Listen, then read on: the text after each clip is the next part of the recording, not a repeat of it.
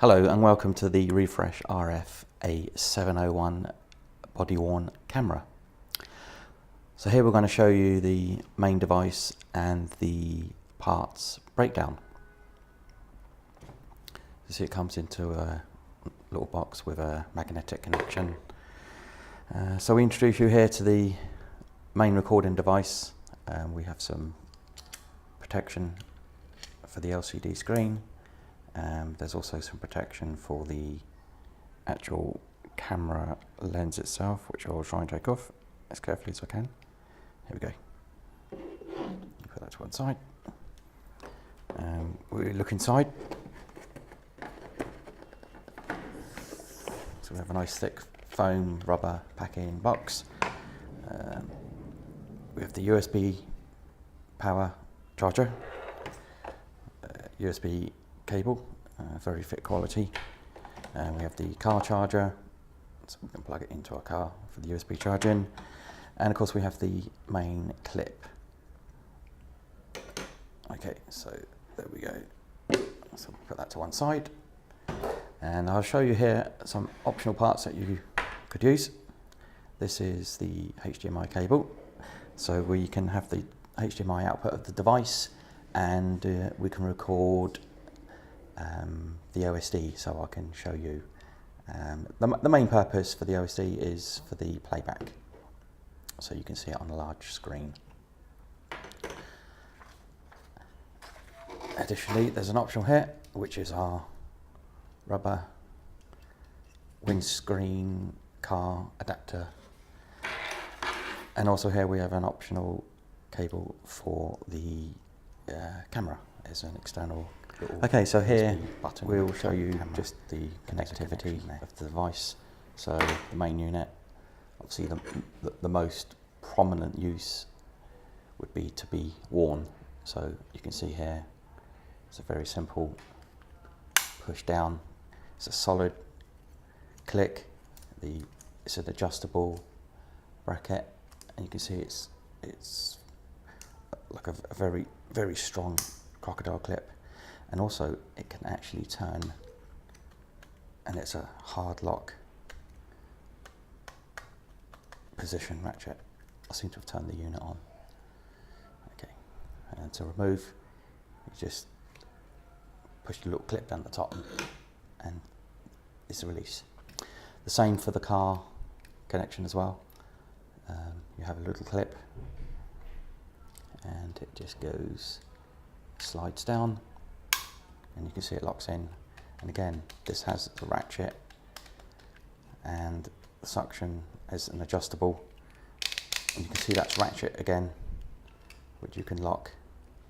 So obviously on the windscreen, lock down. That's a good strong connection. And again, you also have an additional adjustment, so you can almost achieve any possible angle you like on the mobile position. We remove that off, put that to one side. If we look at the connections on the side, we have the USB. See, it's a micro USB, and our little micro USB cable just plugs into there. Yeah, so we have our USB connection for the power in the device, either the power charger or of course the car charger. And of course you connect it to a PC for the retrieving of data, and that includes Macintosh as well. So the HDMI, or the HD video output, is just the hidden flap, and there you have the HD output, which then you connect into your high definition screen. So here we're going to move onto the buttons of the device, and we start to familiarise ourselves with the main functions of the unit. And we begin with power. So we have the bottom button will, when you press it, will power on the device.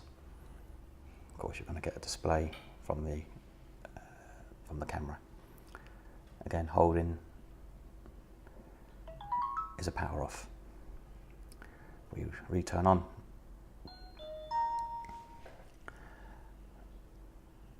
A short click of the button will turn off the LCD. Short click again will turn it back on. Next we move to the second button from the bottom, and you can see this is a little bulb, and this controls the operation of the white light or the torch. So a simple press will turn that on and off. This also operates as a back button or previous menu when using the OSD display. Next we have the laser light. Laser light is used to position the unit when it's connected to the body, so the light will be, you're able to check that the angle of the device whilst worn is correct, so the picture you see will be at the right angle. Of course, when it's worn against the body, the device, you don't normally see the display because it will be against your body. Simple, quick press will disable. The same button, if you long press, will enable. You heard the IR cut, so this is the manual operation for the LED. The unit can operate in manual or automatic for night mode to enable you to disable the automatic, which will normally give you the glowing LEDs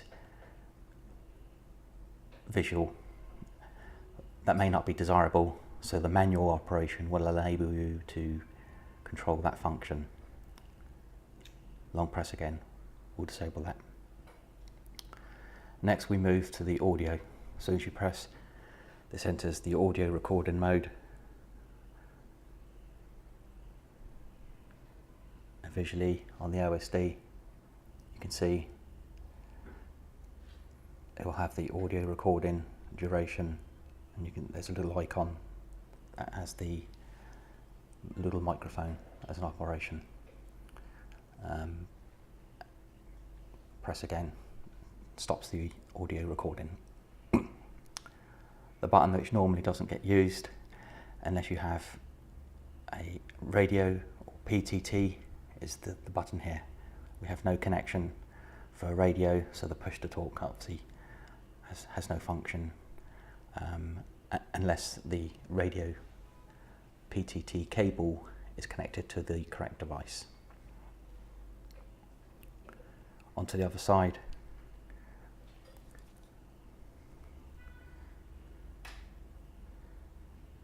We have the record button,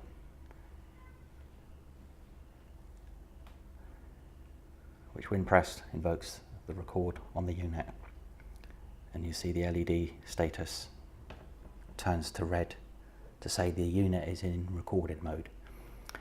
There is a function where you're able to have a pre-record, and the LED status actually will flash for a pre-recorded duration and also a post-recorded duration. There's also a haptic feedback, so there's a vibration within the unit to let you know that recording or a function has commenced, which can be turned on and off.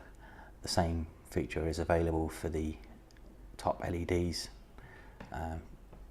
that you can disable those, so that is if during a dark period using the device, then it won't be obvious that there's a recording in operation. We press again, we'll disable the recording. The last button on the side here is picture, so we hold and the unit takes a picture. Now we have set this unit to have a burst mode, so you can have a single press, can take a whole sequence of JPEG images in a burst.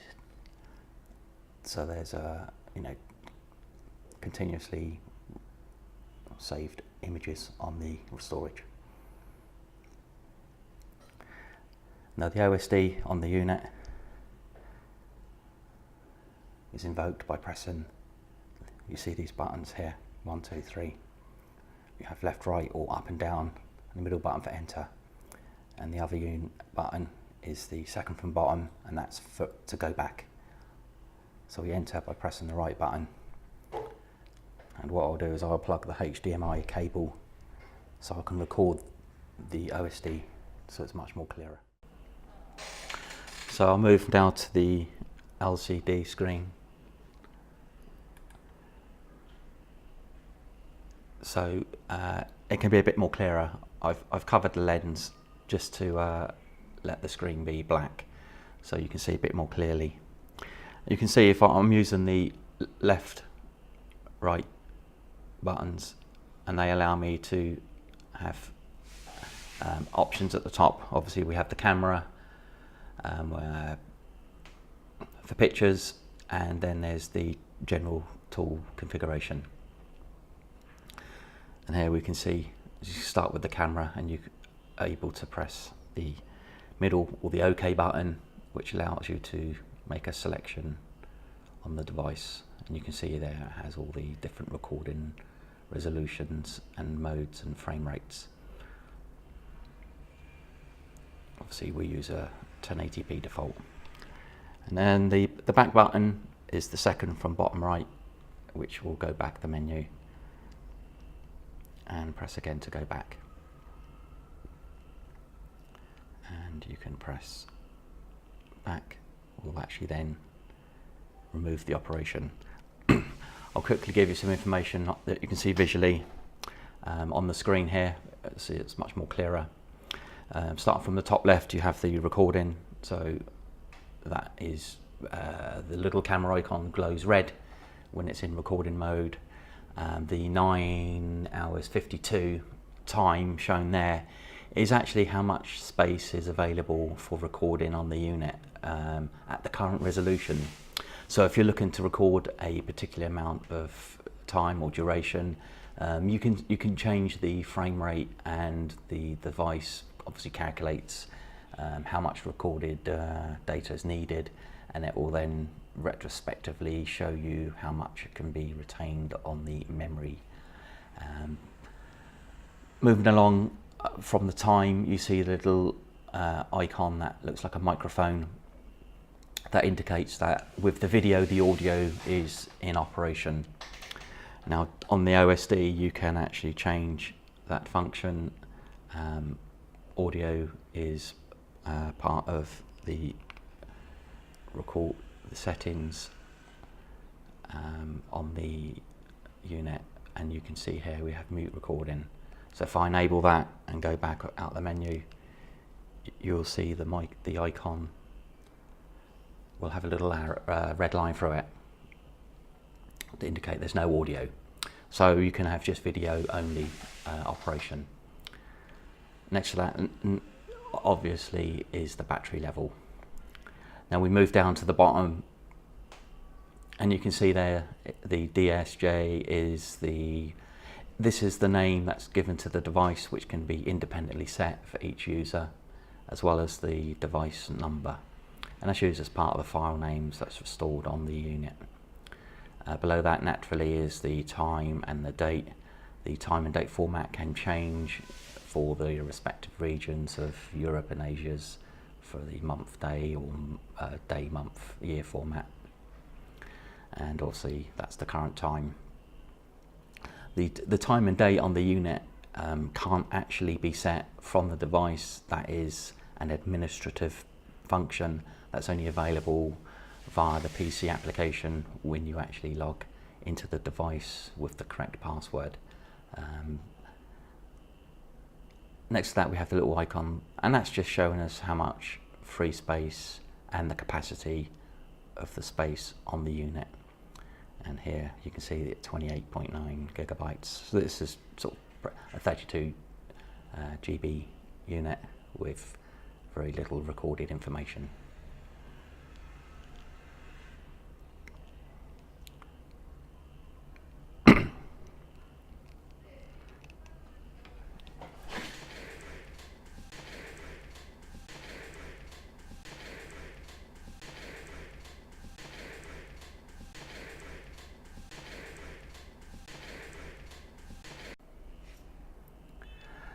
Now we're going to move to some of the slightly more advanced features that could be used by people.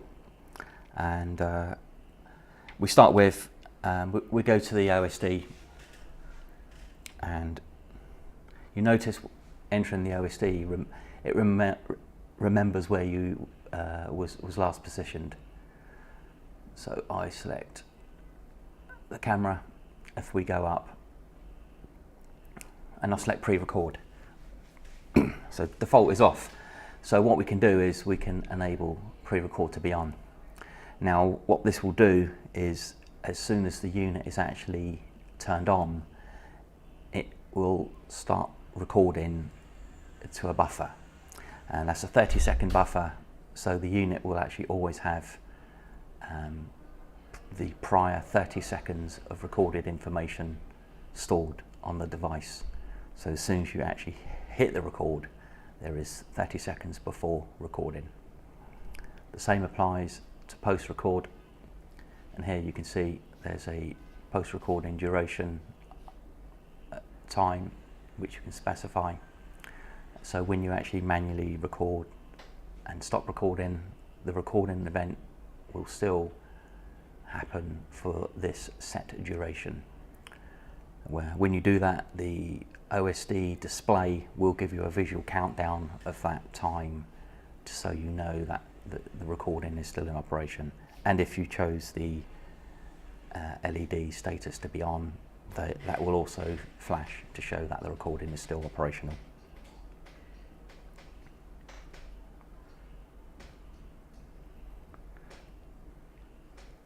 So we go back now to the resolution as seen before, and here you can set the unit resolution and frame rate.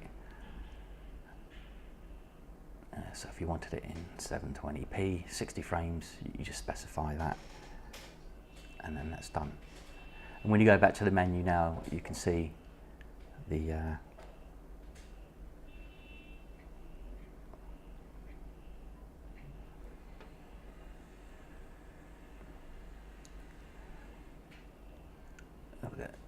unit has updated the recorded duration time to, we see here, 8 hours 16 minutes can be recorded at 720p.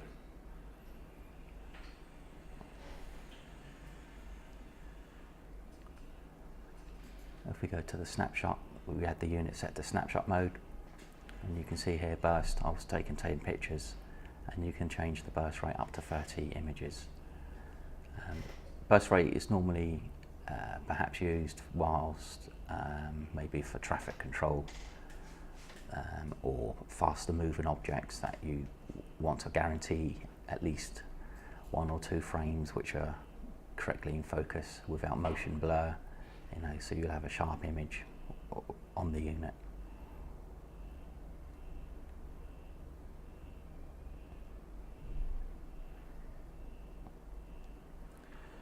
We move on to a couple of functions that's useful for the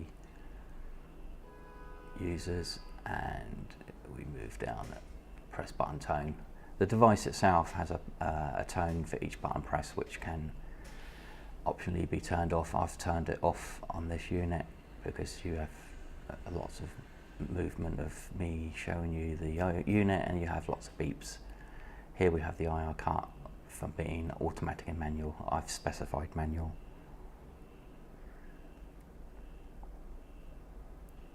An LED on. This is where you can change the LED, the status on the top of the unit, to be the visual indicators of the functions that's currently running on the unit.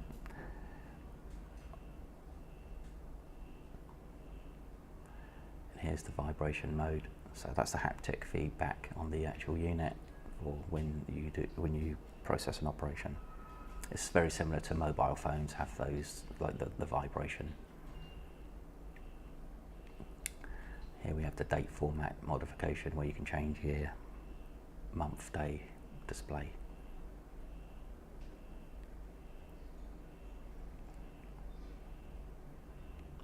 System information will give you more information about obviously remain in video and also remain in audio. If the unit's used just for audio only recording, then you can see it can record quite a long, many hours of recorded space just on the unit.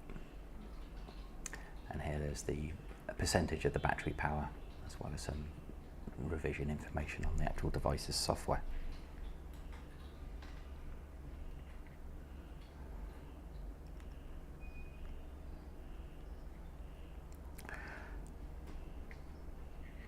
Now if I show you some playback, you can see here that the system has the playback.